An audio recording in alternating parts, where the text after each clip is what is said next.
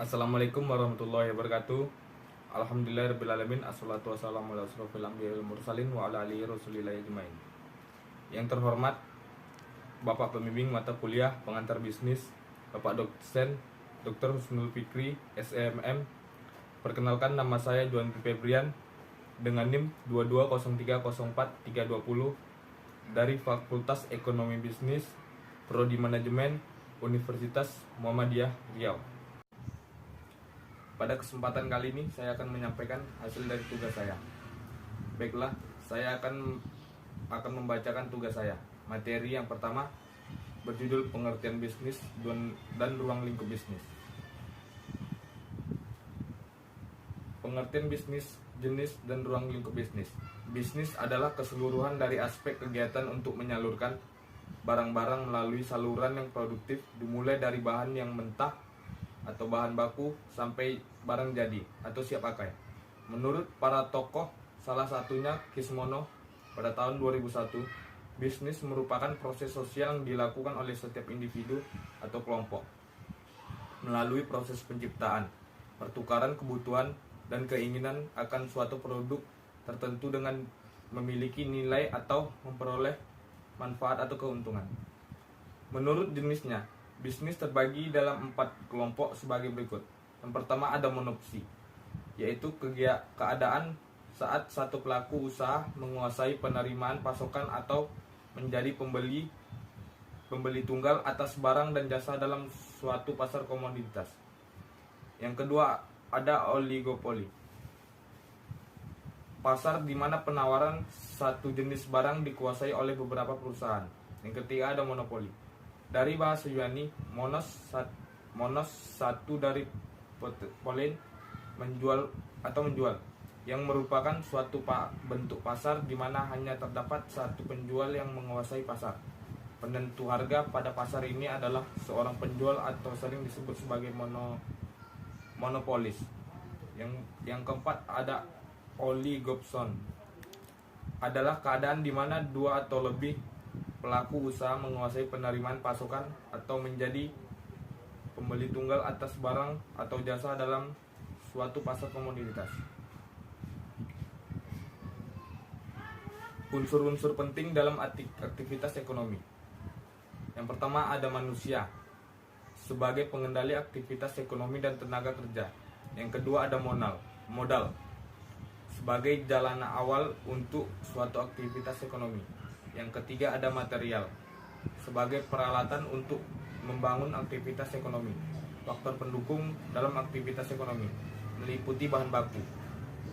Yang keempat ada metode sebagai langkah yang dipakai dalam suatu aktivitas ekonomi. Ide yang ditunjukkan untuk mengorganisir dan mengkoordinir. Yang kelima ada manajerial sebagai langkah pengolahan. Etika bisnis. Etika bisnis adalah prinsip-prinsip mengenai sebuah kebijakan yang memberikan pedoman dalam melakukan aktivitas bisnis, yaitu akuntabilitas, kejujuran, tanggung jawab, taat hukum, dan transparansi. Salah satu alasan yang membuat etika bisnis sangat penting adalah tetap membuat bisnis tersebut dalam batas-batas hukum dan memastikan bahwa mereka tidak melakukan kejahatan terhadap karyawan, pelanggan, konsumen, atau pihak lain. Materi yang kedua, bisnis dan lingkungan bisnis. Yang pertama, pengertian bisnis. Bisnis merupakan serangkaian usaha yang dilakukan satu orang atau kelompok dengan menawarkan barang dan jasa untuk mendapatkan keuntungan atau laba. Perencanaan bisnis. Perencanaan merupakan tindakan manajerial yang berhubungan dengan penetapan visi, misi, tujuan kebijakan, strategi, aturan, program, prosedur, serta anggaran perencanaan bisnis atau usaha, yaitu sebagai proses penentuan visi misi, tujuan, kebijakan, strategi, aturan, program, prosedur, dan anggaran yang diperlukan untuk menjalankan suatu usaha atau bisnis tertentu. Perencanaan bisnis. Yang pertama visi, yaitu wujud cita-cita bisnis yang ingin diwujudkan. Yang kedua misi, yaitu langkah untuk mewujudkan visi usaha. Yang ketiga ada tujuan, hasil yang ingin didapatkan dari pelaksanaan usaha. Dan yang keempat ada strategi, yaitu cara yang ditempuh untuk mencapai tujuan usaha. Ada beberapa komponen dalam perencanaan bisnis. Yang pertama, riwayat singkat usaha. Yang kedua, latar belakang perusahaan. Yang ketiga, produk dan jasa. Yang keempat, rencana pemasaran. Yang kelima, strategi pemasaran. Dan yang keenam, kondisi pasar produk. Jenis-jenis bisnis. Monopsoni. Yang kedua, oligopoli. Yang ketiga, oligopsoni. Yang keempat, monopoli.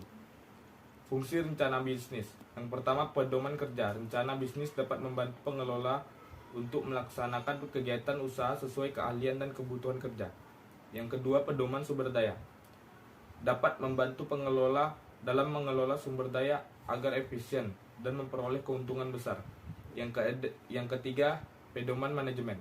Dapat membantu pengelolaan kegiatan usaha yang berhubungan dengan otoritas kerja dan pemberian tugas. Yang keempat, ada pedoman tujuan dan target. Rencana selalu mengarah pada tujuan dan dapat memandu untuk menentukan target usaha. Lingkungan bisnis internal, yaitu ada tenaga kerja, modal, bahan baku, alat produksi, dan pemegang saham. Lingkungan bisnis adalah faktor yang dapat berpengaruh secara langsung ataupun tidak langsung terhadap aktivitas bisnis. Lingkungan bisnis eksternal, yaitu yang pertama, lingkungan mikro. Lingkungan yang secara langsung relevan bagi perusahaan untuk bisa mencapai tujuan perusahaan. Yang kedua, ada lingkungan makro, yaitu lingkungan yang mempunyai dampak secara tidak langsung terhadap perusahaan. Lingkungan makro memiliki cakupan yang lebih luas dari mikro. Hal-hal yang termasuk lingkungan mikro: pesaing, kreditor, pemerintah, perantara, pemasok, pelanggan. Yang termasuk lingkungan makro: lingkungan teknologi, lingkungan ekonomi, lingkungan sosial budaya, lingkungan hukum politik, lingkungan global. Materi yang ketiga yaitu bentuk organisasi bisnis. Bentuk organisasi. Yang pertama, badan usaha perorangan. Perusahaan perorangan merupakan suatu usaha yang kepemilikan dan pengelolaannya dilakukan oleh perorangan atau individu. Kelebihannya yaitu mudah mendirikannya, keuntungan menjadi milik sendiri, tidak dikenai pajak ganda, memiliki kebanggaan atas usaha sendiri. Adapun kekurangannya yaitu risiko ditanggung sendiri, keterbatasan sumber dana, kesulitan pengelolaan, keuntungan dan pertumbuhan usaha terbatas. Yang kedua, persekutuan. Persekutuan merupakan suatu usaha bisnis yang dimiliki dua orang atau lebih untuk memperoleh keuntungan bisnis secara bersama. Keuntungannya yaitu kemudahan dalam pembentukan, adanya kolaborasi, pengetahuan dan keterampilan dari masing-masing anggota, sumber daya yang lebih besar, dan juga belum dikenai pajak ganda. Kekurangannya yaitu tanggung jawab bersama dan tidak terbatas, perselisihan antar partner, dan apabila terjadi masalah akan kesulitan untuk membubarkan usaha. Bentuk-bentuk persekutuan yaitu ada firma.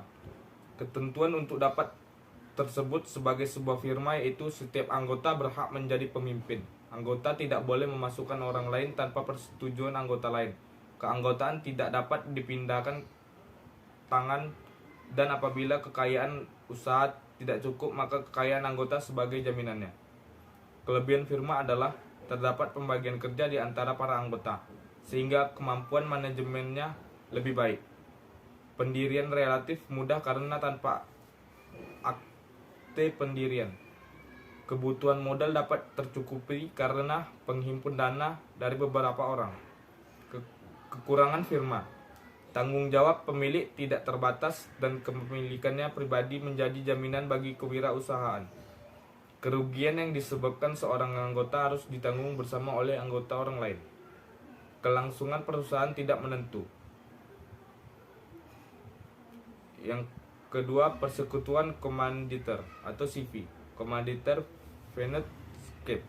Persekutuan komanditer merupakan suatu usaha bersama yang mana anggota lain memiliki tanggung jawab yang berbeda-beda sesuai kebutuhan tingkat keterlibatan anggota tersebut dalam pengelolaan usaha yang dilakukan. Kelebihan CV, pendirian relatif mudah, memiliki permodalan lebih besar, dan kemudahan dalam mendapatkan kredit. Kekurangan CV, kelangsungan hidup tidak menentu, sebagai anggota memiliki tanggung jawab tidak terbatas. Yang ketiga, perseorangan terbatas atau PT. Perseorangan terbatas merupakan organisasi bisnis yang berbentuk badan hukum di mana tanggung jawab dan kewajiban usaha terpisah dari pemilik modal. Kelebihan dari PT yaitu memiliki sumber dana yang lebih besar, kewajiban pemilik modal terbatas, ukuran usaha lebih besar, manajemen secara profesional, jangka waktu usaha yang lama. Kelemahan dari PT yaitu biaya pendirian mahal, administrasi yang rumit, dikenakannya pajak ganda, kemungkinan timbulnya konflik. Bentuk-bentuk PT diantaranya PT perseorangan, PT pribadi, PT tertutup, PT terbuka, PT domestik, PT asing. Selain bentuk usaha yang sifatnya umum seperti di atas, di Indonesia juga dikenal bentuk badan usaha yang lain yaitu BUMN, badan usaha milik negara. Yang kedua ada koperasi.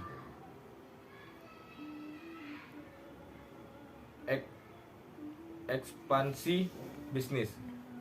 Perluasan atau ekspansi bisnis dilakukan untuk mencapai efisiensi. Cara yang dapat dilakukan antara lain penggabungan atau merger, yaitu penggabungan dua atau beberapa perusahaan menjadi satu. Perusahaan dapat melakukan merger yang bersifat merger vertikal ataupun merger horizontal. Yang kedua, akuisisi, merupakan pembelian suatu perusahaan oleh perusahaan lain atau investor lain dengan tujuan untuk mempermudah dan memperkuat dukungan terhadap perusahaan yang sudah ada. Yang ketiga, leverage buyout, merupakan pengembangan usaha dengan cara membeli usaha orang lain dengan menggunakan dana pinjaman atau hutang, sehingga investor tidak perlu memiliki modal yang besar untuk membeli suatu perusahaan. 4. Pengambilan secara paksa. Pengambilan usaha dengan melakukan pengambilan secara paksa suatu bisnis yang dilakukan dengan cara melakukan penawaran atau atas saham di pasar modal yang ada sehingga harganya akan naik dan investor memiliki kecenderungan untuk melepas saham mereka. Perusahaan yang akan diakuisisi atau perusahaan target dapat menerapkan beberapa strategi untuk menghindari hostile takeover, yaitu grand mal. Manajemen perusahaan target membeli saham perusahaannya dengan harga di atas harga pasar. Yang kedua, sharp replan, menghindari ancaman hostile takeover melalui kebijakan manajemen atau corporate always poison pills. Target dibuat menjadi tidak menarik lagi untuk diakuisisi, misalnya dengan memperbesar jumlah hutang. Materi yang keempat yaitu pengorganisasian dan pengelolaan bisnis. Pengertian pengorganisasian dan pengelolaan bisnis. Bisnis adalah seluruh kegiatan yang diorganisasikan oleh orang-orang di dalam bidang perindustrian. Organisasi bisnis terdiri dari pasar, perusahaan, pihak eksternal, dan konsep perubahan. Aktivitas bisnis memerlukan pengelolaan yang cermat sehingga akan mampu memberikan keuntungan bagi pemilik modal. Perusahaan yang mampu mengelola usaha dengan baik lambat laun akan mengalami kemunduran dan kalah bersaing dengan usaha lainnya. Fungsi manajemen. Yang pertama, planning atau fungsi perencanaan. Suatu aktivitas menyusun tujuan perusahaan lalu diajukan dengan menyusun berbagai rencana guna mencapai tujuan perusahaan yang sudah ditentukan. Yang kedua, organizing atau fungsi pengorganisasian. Suatu aktivitas pengaturan dalam sumber daya manusia dan sumber daya fisik yang lainnya yang dimiliki oleh perusahaan untuk bisa melaksanakan rencana yang sudah ditetapkan dan mencapai tujuan utama perusahaan. Yang ketiga ada direction atau pengarahan, fungsi untuk meningkatkan efektivitas dan efisiensi kinerja dengan optimal dan menciptakan suasana lingkungan kerja yang dinamis, sehat, dan lainnya. Yang keempat, controlling atau pengendalian. Kegiatan dalam menilai suatu kinerja yang berdasarkan pada standar yang sudah dibuat perubahan atau suatu perbaikan apabila dibutuhkan. Level manajemen. Yang pertama, top level manajemen. Top level manajemen atau manajemen tingkat atas atau sering disebut dengan top manajemen. Manajemen puncak atau eksekutif adalah manajer-manajer yang bertanggung jawab atas kinerja manajemen organisasi secara keseluruhan seperti CEO atau Chief Executive Officer, CFO, Chief Financial Officer, COO, Chief Operational Officer, Presiden Direktur, Wakil Presiden Direktur, Direktur Utama, dan lain sebagainya. Middle Level Management. Manajemen tingkat menengah atau middle level management adalah manajer yang berada di bawah manajer tingkat atas seperti general manager, plan manager, factory manager, regional manager, division manager. Low level management. Low level management, manajemen tingkat pertama atau low level management atau first line management adalah manajemen yang bertanggung jawab atas operasional seperti department manager, section manager, superintendent, mandor atau supervisor. Peranan manajemen. Yang pertama, antar personal, yaitu tokoh utama. Pemimpin simbolis diwajibkan melakukan sejumlah tugas rutin dari sebuah lembaga hukum atau sosial. Yang kedua, kepemimpinan, bertanggung jawab memotivasi dan mengarahkan karyawan. Yang ketiga, penghubung, mempertahankan jaringan koneksi luar yang memberikan pertolongan dan informasi.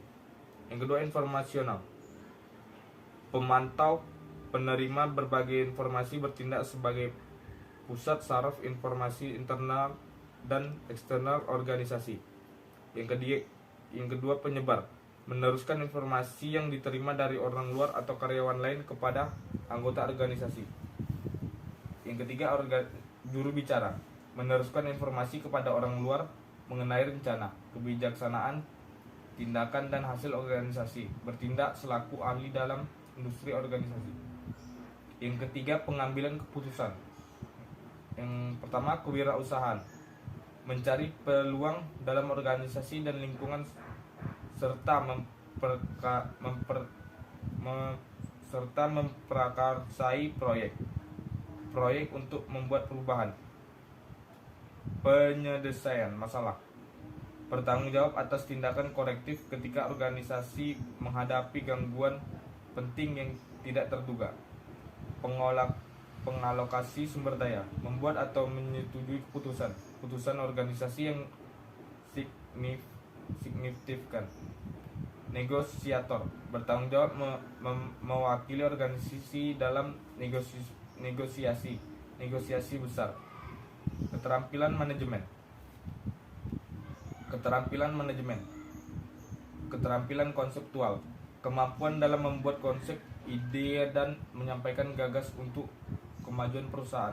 Keterampilan komunikasi, mampu berinteraksi dengan baik dengan banyak orang. Keterampilan teknis, memiliki keterampilan teknis merupakan bekal yang harus dimiliki oleh seorang manajer sehingga dia tidak hanya memahami konsep namun juga dapat menciptakan efektivitas dan efisiensi. Keterampilan manajemen waktu, mampu mengalokasikan waktu untuk mendapatkan hasil yang optimal. Keterampilan membuat keputusan, kemampuan untuk mengidentifikasi masalah dan dapat meninjau secara komparatif termasuk memberikan solusi dan memecahkan masalah. Keterampilan kepemimpinan, Manajer harus benar-benar menjadi seorang pemimpin dan tidak mengindahkan hal-hal yang tidak perlu. Menjalankan program kerjaan evaluasi membutuhkan komitmen dan ketegasan. Manajer yang tangguh akan mendorong terciptanya terus di lingkungan kerja dan menciptakan teamwork yang solid. Cukup sekian hasil dari penjelasan saya. Mohon maaf apabila ada kesalahan kata dan kekurangan kata. Saya sudahi dengan wabillahi taufik wal hidayah. Assalamualaikum warahmatullahi wabarakatuh.